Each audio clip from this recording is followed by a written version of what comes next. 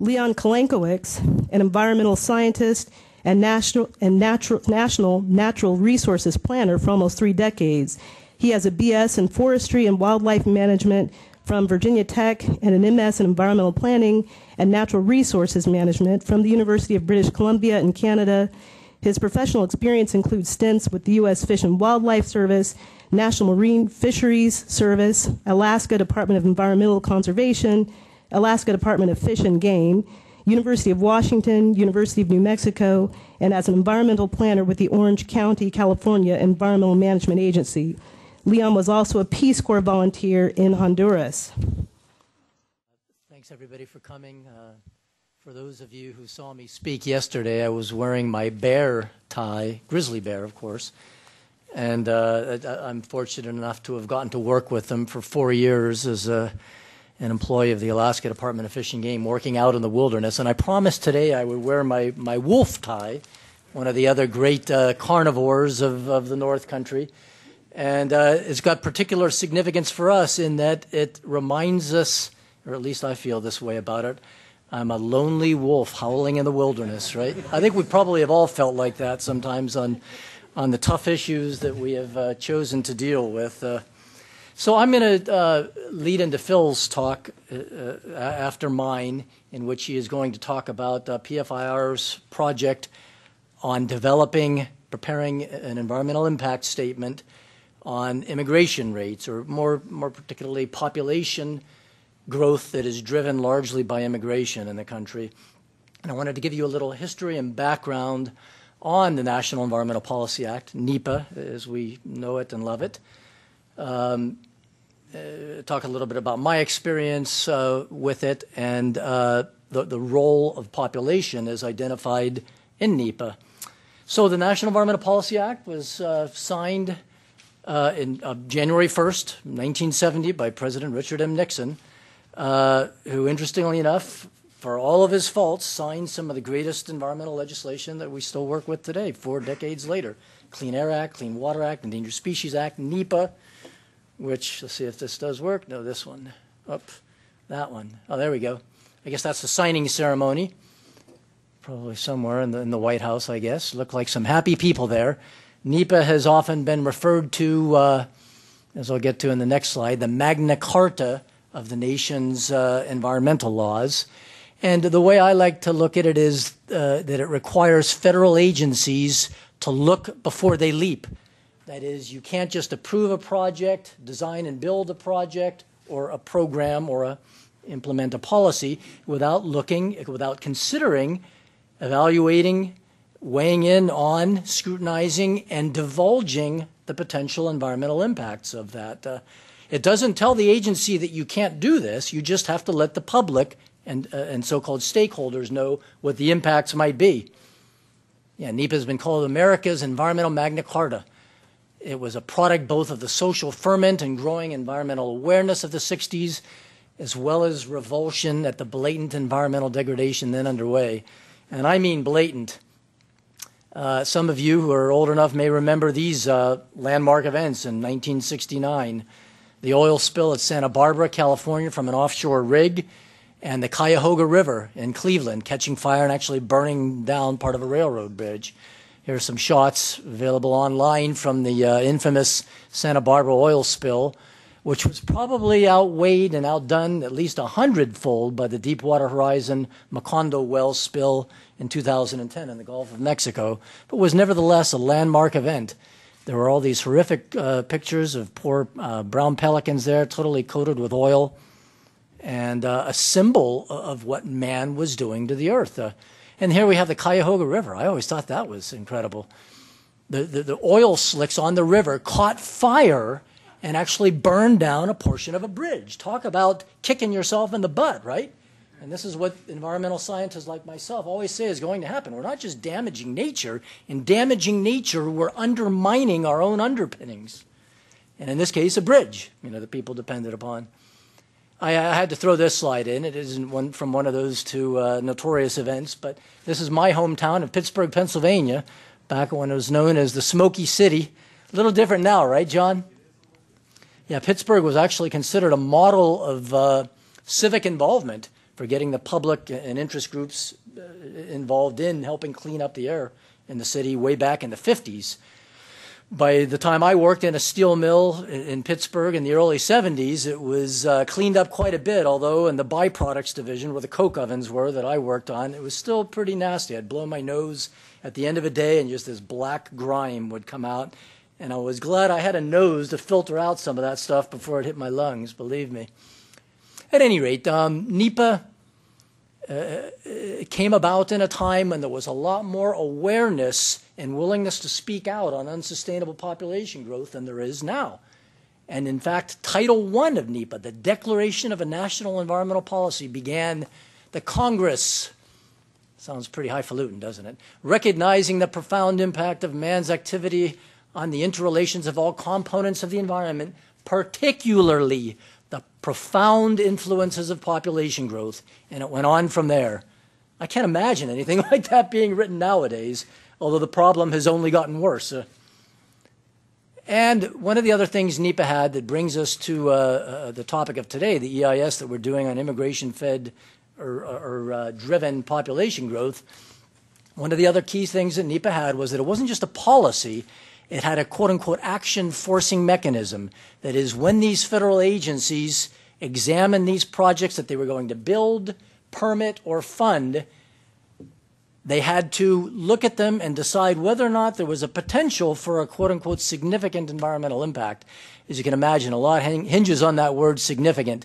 And I've been told in some of the lesser documents I've prepared, EAs, or environmental assessments, a kind of stripped-down environmental impact assessment. Use any word you want, but don't use significant. If you use the word significant, that quote-unquote drives it to an environmental impact statement, which can be 10 times as costly, take 10 times the amount of time, et cetera, as the lesser environmental assessment. And indeed, these designations or categorizations of something as significant or less than significant or partially significant are, for all we try and make them as objective as possible, there's an inherent amount of subjectivity in that evaluation. I always say it comes back to professional judgment, and hopefully over the years I've been able to evince some professionalism myself in making those determinations. At any rate, what Section 102(2)(c), which I learned about in graduate school up in Canada, ironically, include calls for the agency decision makers to include in every recommendation on every major federal undertaking or project a study looking at the effects on the quality of the human environment. They use that term human environment a lot. A detailed statement, EIS or environmental impact statement, by the responsible official on, I listed a bunch of things here. The really important ones are 1 and 3, the environmental impact of the proposed action, and 3, alternatives to the proposed action. One of the things you do in an EIS is talk about the purpose and need of the EIS or the project itself, the proposed action itself. And then you look at, under number 3 up there, alternatives to that proposed action, other ways of potentially meeting that purpose and need that may avoid or mitigate or ameliorate some of the environmental impacts associated with the proposed action. So there, in general, NEPA encourages to look at 3 types of impacts associated with the proposed action: direct, indirect, and cumulative. An example of a direct effect might be the SO2, the sulfur dioxide emitted by a coal-fired power plant, emits a certain amount of sulfur dioxide that you can reduce by putting scrubbers or electrostatic precipitators. I guess that's for particulates. More would be the scrubbers, but you can reduce maybe 90 or 95% of it. The indirect effect would be its conversion in the air into sulfuric acid, H2SO4, which then falls out as what we call acid rain or acid precipitation, affecting particularly those areas that have low buffering in their soils and waters, so they don't have an ability to withstand this assault on their pH, and they become acidified. Most notorious of these areas are certain parts of the northeastern states, the Adirondacks, which are part of the Canadian Shield and have very little limestone that can buffer the impact of this onslaught of hydrogen ions coming at them. So that would be an indirect impact. Another indirect impact of that would be the loss of aquatic life in those systems that have had their pHs lowered from 7 to 4 or something like that. And then finally, the cumulative impact would be looking over time. You've got a certain amount of SO2 emitted every year, every decade, over a period of decades, and you can actually cumulatively degrade the soils, change the chemical composition of rocks, and lower the pH of waters. Perhaps the ultimate example of a cumulative impact is climate change. Every pound of CO2, of methane, of nitrous oxide that we emit causes a certain amount of, can have a certain influence on the atmosphere.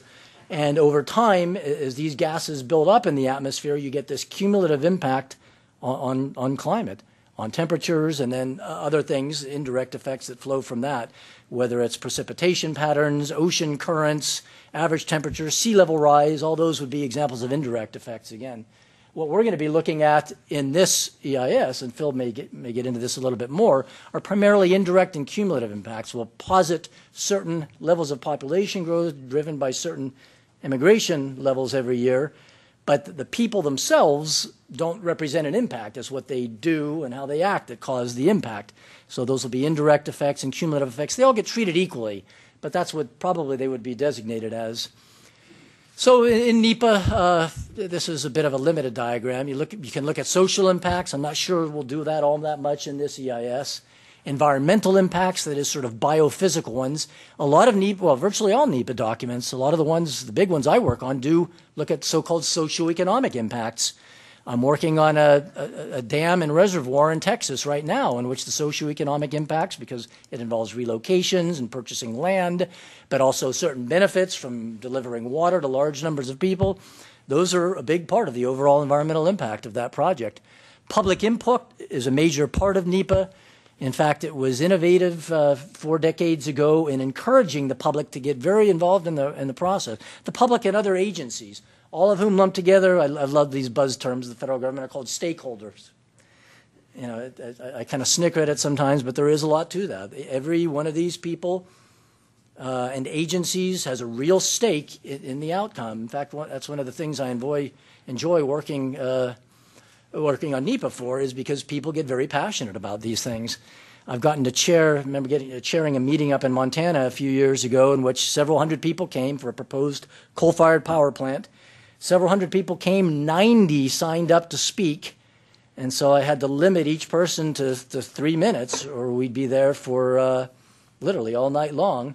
Got chewed out and ripped for that, but you know, it kind of goes with the territory. And being involved with the immigration issue for years and getting called all sorts of nasty names really prepared me for this line of work, I must say.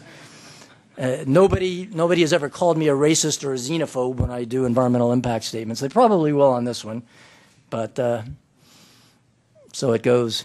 And here's a graphic showing the various steps. Scoping is something that we've been in and perhaps are finishing up right now on this EIS.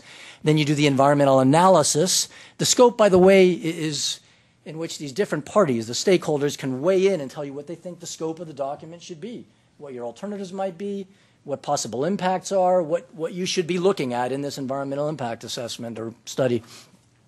That helps you determine what you should do. And again, it's part of public involvement and making it an integrated process. You do the environmental analysis, you prepare a draft or preliminary draft, and then a draft EIS. The so-called draft EIS is what is actually circulated to the public and agencies for review. Typically, in a normal EIS, you would have not necessarily a hearing, but maybe an open house. Sometimes we try and avoid the sorts of situations where people can get on a soapbox to scream at you, but sometimes, you know, you want to have that too. At any rate, you encourage people to write in their comments on the project itself and your evaluation of the project. You select a preferred alternative from that. Bottom line here, prepare the final EIS, circulate the final EIS. There's not typically the opportunity for comment on it. And then agencies, federal agencies, actually issue the ROD, or Record of Decision, which is the official document describing what happened in the EIS process and giving what the agency's decision is. The agency does not have to choose the environmentally preferred alternative. They can choose what is called the agency preferred alternative, which a lot of times isn't. But at least they have divulged to the public and decision makers and the stakeholders, the famous stakeholders out there, why they have made the choices that they have. A lot of times, of course, it's money and funding, or just strong push for something.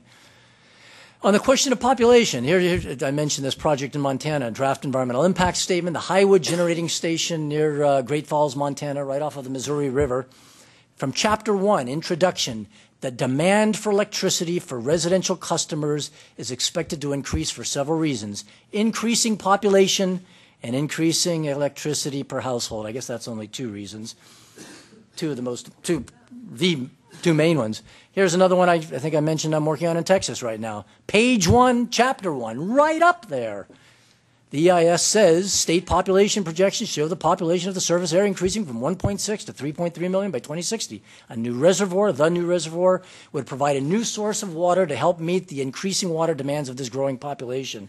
And with regard to what Tom was saying earlier, in this particular case, over this 40-year time frame, they're going to be implementing state-of-the-art conservation and reuse. But the population growth is such that those cannot offset the need for a new source of water supply. You can only do so much. You can only draw so much blood from a stone, right? So the terrible irony that I see, just to get a little political here for a moment, is that the apolitical governmental agencies charged with meeting a growing public demand for a given resource, whether it's electricity, water, some other mineral, and developing these projects invariably has some level of environmental impact. They're quite explicit that population growth is a driving, determinative factor. The terrible tragedy of the last 30 years is that the groups supposedly interested in protecting our environment stick their heads in the sand. And that's why PFIR has come to the fore and said, look, if the Sierra Club, Environmental Defense Fund, and their ilk, blah, blah, blah, etc., refuse to address this, we will. We're a lot smaller and less powerful, but I think we've got more spunk than these folks because we're willing to take on something that simply can't be avoided.